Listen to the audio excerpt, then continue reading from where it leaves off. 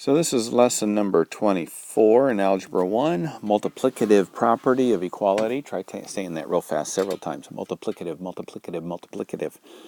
All right, so the multiplicative property of equality says that you can multiply one side of an equation by any number you want as long as you multiply the other side by that equation. So let's say 3x equals 6. We divide by 3, we divide by 3, we get x equals 2. Okay, so x equals 2. All right, now let's erase all this. And I'm just kind of proving a point here. Now, what if we multiplied this times 2 and this times 2? Now what do we have? 6x equals 12. Divide by 6, goes away. X, 12 over 6 is 2. Notice, when I multiplied this side of the equation and this side of the equation by 2, when I solved it, I still got the same answer without multiplying both sides by 2. So I can multiply this side by anything I want as long as I multiply this by that same number. So I could have taken 153 times 3x equals 153 times 6, and I would still get 2 for an answer. So that is the multiplicative property of equality, and that becomes something that's very helpful when we do math, and you've used it for quite a while.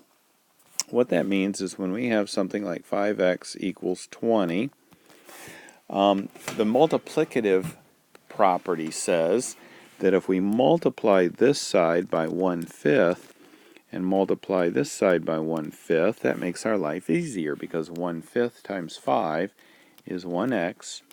20 over 5 is 4, so x equals 4. That's using the multiplicative property of equality. All right, we do a little bit of a twist on this. So let's look at what you normally do. 5x equals 20. Whenever a number is multiplied by a variable that you want to get rid of it, you divide both sides by that number you want to get rid of because 5 over 5 is 1. So x is 20 over 5, which is 4. That's what you're used to doing, not multiplying each side of the equation by 1/5. That just doesn't seem to make a lot of sense to most people. All right, let's look at example 24-2. 2/5 x equals 7.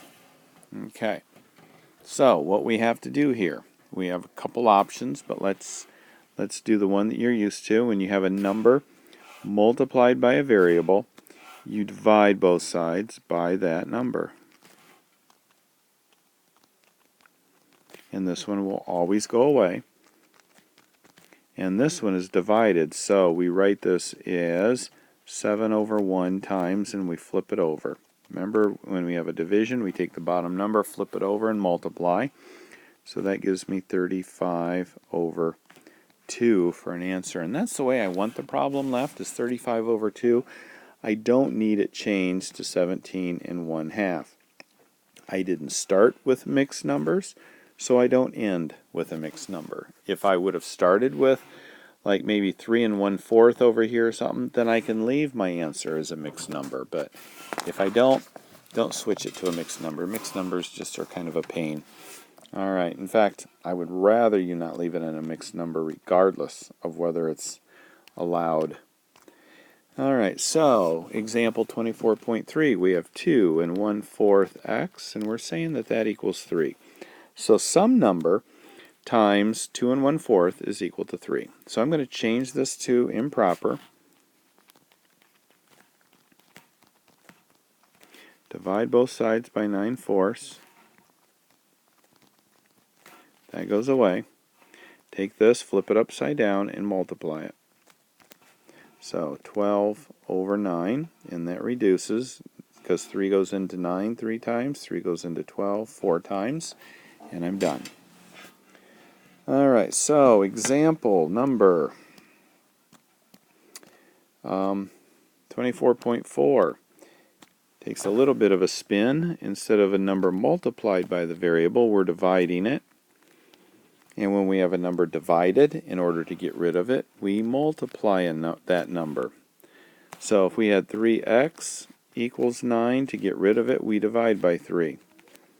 If we have a number divided by the x, like here, in order to get rid of it, we multiply by the 3. So that will cancel here and here. So x equals 9 times 3 is 27. All right, let's look at one more. 24.5. 24.5 says solve x over 2 1/2 equals 7. So again, I'm going to change it to an improper fraction.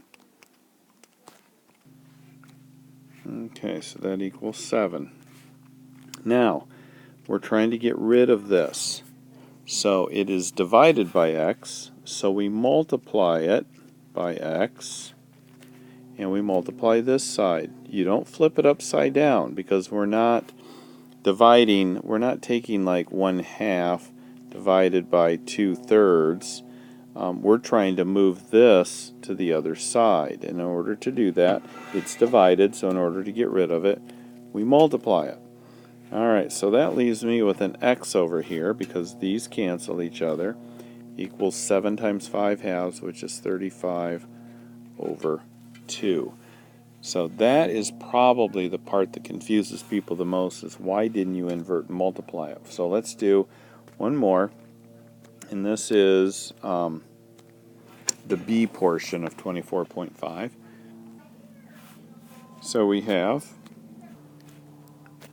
P, now notice the line is a little bit darker there, over 3/2 equals 4 1/3. Alright, so let's not do anything. Let's darken that so we know that it's not P over 3, that's P over 3/2 equals 13/3. 4 times 3 is 12, plus the 1 is 13, so it gives me my 13/3.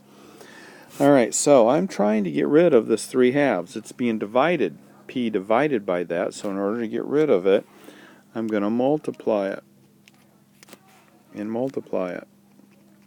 And then that and that goes away. So I have P equals 13 times 3 is 39 over 6. And then hopefully I can reduce that. Let's see. 3 goes into 39 13 times. 3 goes into 6 twice. So this is the reduced version of 39 over 6. And that's it for problem set number 24.